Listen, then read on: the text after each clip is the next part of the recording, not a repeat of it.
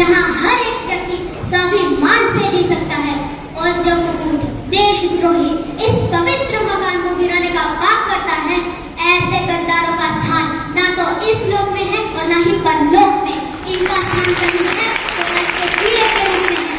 भगत पुत्र कितने है तू? ओ किशन कियो या इतना परेशान क्यों दिख रहा है?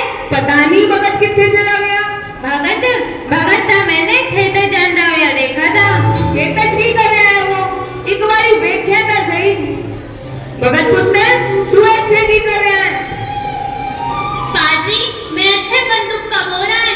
तेनू बंदूक का मोड़ने की लोड़ पै रही है। ना बंदूक काटे में अंग्रेजों ने चुन चुन के मारा था।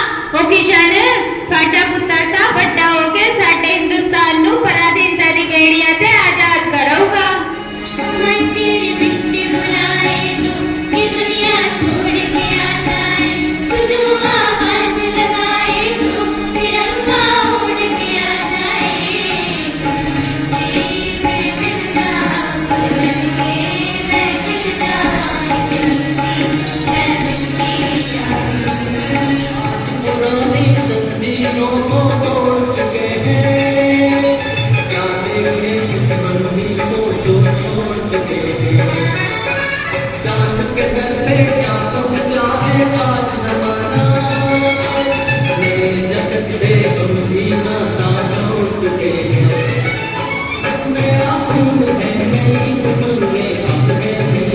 किसी मनुष्य में सौंदर्य के साथ साथ बुद्धिमत्ता हो, यह बहुत ही दुर्लभ है और यही दुर्लभता सुलभ होती है हमारे देश के राज्य कश्मीर में।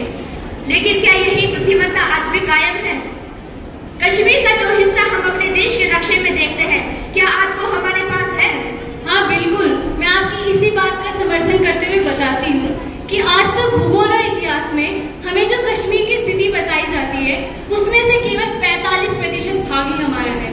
उसमें से 30% पाकिस्तान का है और 25% चीन का। वैदिक काल में हमारा जो कश्मीर था वह अपनी प्राचीन संस्कृति के लिए बहुत ही प्रमुख जाना जाता था। अच्छा आप खुद ही सोचिए, कोई ना कोई तो ऐसी बात रही होगी कि कश्मीर पर सबकी नजर टिकी है। पाकिस्तान से लेकर चाइना तक सबको कश्मीर चाहिए। कुछ तो विशेष रहा होगा ना उसका भी, और उसका विशेष कारण ये था कि उसका स्वर्णिम इतिहास।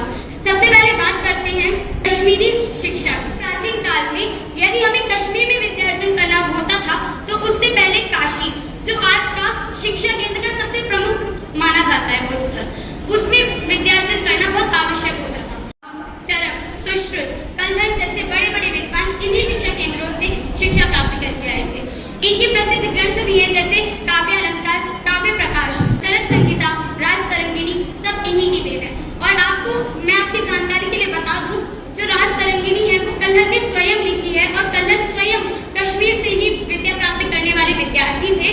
और इस राज तरंगिणी में भी हमें कश्मीर का इतिहास पूर्ण रूप से प्राप्त होता है, जिसमें हमारी समृद्धता और भव्यता प्रदर्शित होती है। मुझे ऐसा लगता है कि जो शास्त्र पढ़ने का मौका है वो किसी किसी को मिलता है। हमें स्कूल में वो सौभाग्य प्राप्त नहीं हुआ कि हम शास्त्र पढ़ सकें, वेद पढ़ सकें, ऐसा अध्ययन कर सकें जो हमें संस्कृति से जोड़े। आप सब लोग बहुत सौभाग्यशाली हैं और आज आप लोगों से मिलके मुझे खुद भी सौभाग्यशाली महसूस हो रहा है और गौरवान्वित फील हो रहा है कि यहाँ पर इतनी भारी संख्या में बच्चे पढ़ रहे हैं और संपूर्ण रूप से मुझे बताया गया कि सारे लोग यहीं रह रहे हैं। सभी जितने भी परफॉर्मर्स थे यहाँ पे, सबने इतनी मेहनत करी, इतने सुंदर रूप से पूरा प्रदर्शन किया। सबसे पहले जोरदार तालियां उन सभी के लिए। मेरा ये अनुरोध है कि आज आप अपने घर जाकर कॉपी पेन लेके अपने बारे में सोचें, क्या हम इस देश को कर सकते हैं, कैसे हम इस देश को आगे बढ़ाएं। अभी हम अमृत काल में चल रहे हैं जो 2047 तक चलेगा, तो next 22 years belongs to you। और राष्ट्र निर्माण करने के लिए कोई विदेशी या बाहर से नहीं आएंगे। आप यहाँ पर जितने बच्चे बैठे हुए हैं, हर एक बच्चे को राष्ट्र निर्माण में आहुति देनी है। आप सब उस राष्ट्र निर्माण के दीप वाहक हैं और मेरा मतलब मैं आचार्य जी के बहुत ज़्यादा आभार व्यक्त करती हूँ कि उन्होंने ऐसी प्रतिभाएं यहाँ पर डेवलप करी हैं। और मुझे ऐसा लगता है कि मुझे ये बताने की भी ज़रूरत नहीं है, क्योंकि आप में से हर व्यक्ति इतना प्रतिभाशाली है कि मैं आज मैं दिल की गहराइयों से बहुत प्रफुल्लित महसूस कर रही हूँ यहाँ आके। Thank you so much for having me here और आप सभी को आज के दिन की बहुत बहुत शुभकामनाएं।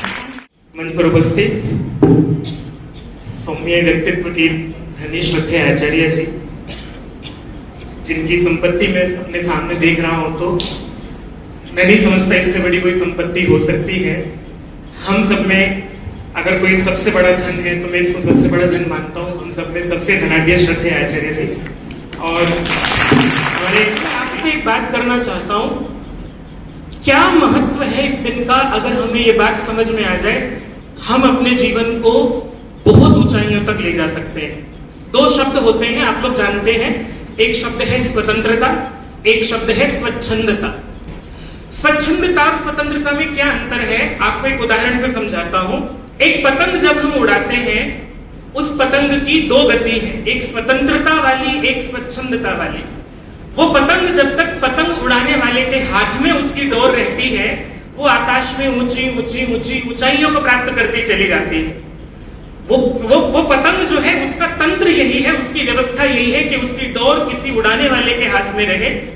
लेकिन जब वो पतंग उस डोर को छोड़ देती है या डोर को काट दिया जाए, वो पतंग जब स्वच्छंद हो जाती है, तो हो सकता है एक क्षण के लिए वो पतंग थोड़ी सी और ऊंची चली जाए, पर कुछ समय बाद वो पतंग आपको नीचे दिखाई देगी। हमारी संस्कृति स्वतंत्रता वाली रही है, स्वच्छंदता वाली नहीं रही है।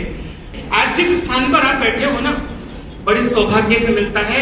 आप शायद छोटे बच्चे इस व्यवस्था को कम समझते होंगे, कर्मों की व्यवस्था को। हमें थोड़ा सा आपसे ज्यादा समझता हूँ, बहुत ज्यादा तो नहीं समझता हूँ, लेकिन मैं जरूर इतना समझता हूँ कि हमारे बहुत सारे पुण्यों का फल है। पहला फल कि हमें मनुष्य जन्म मिला, दूसरा फल या उसके बाद कितने पुण्यों का फल है कि हमें गुरुकुल में पढ़ने का अवसर मिला। स्वाधीनता दिवस केवल एक दिन नहीं बनना चाहिए, प्रतिदिन ही हमारे भावनाओं के अंदर ये स्वाधीनता दिवस होना चाहिए। परंतु किस रूप में होना चाहिए, आपको जानना होगा कि स्वाधीनता के उपाय क्या हुए थे। स्वाधीनता के उपायों पर चर्चा होनी चाहिए, डिबेट होनी चाहिए। नंबर 2, पराधीनता के कारण क्या थे। हम केवल ये विश्लेषण करते हैं, स्वाधीनता भगत सिंह ने दिलाई, सुखदेव ने दिलाई, चंद्रशेखर ने दिलाई, राजगुरु ने दिलाई, राम प्रसाद बिस्मिल ने दिलाई। उन पर तो हम करते हैं चर्चा, वो भी होनी चाहिए। परंतु उन्होंने किस रूप में क्या उपाय किए थे? उन्होंने घर त्यागा था, परिवार त्यागा था, राष्ट्र को सर्वोपरि माना था। फांसी के फंदे पर भी वो हंस रहे थे। इतनी बड़ी राष्ट्र भक्ति आएगी और परिश्रम और तप होगा। भद्र विच्छन्ते ऋषय स्वविदय तपो दीक्षा निषेध नग्रे। अर्थात उन्होंने हमारे कल्याण की कामना करते हुए वो ऋषि बन गए। उन्होंने तप किया था और संकल्प लिया था। जब तक हमारे मन में तप नहीं होगा, संकल्प नहीं होगा, तप कैसे होगा? प्रातः काल से साय काल तक की दिनचर्या तपस्वी होनी चाहिए, सैनिकों जैसी होनी चाहिए, आर्मी के जवानों जैसी होनी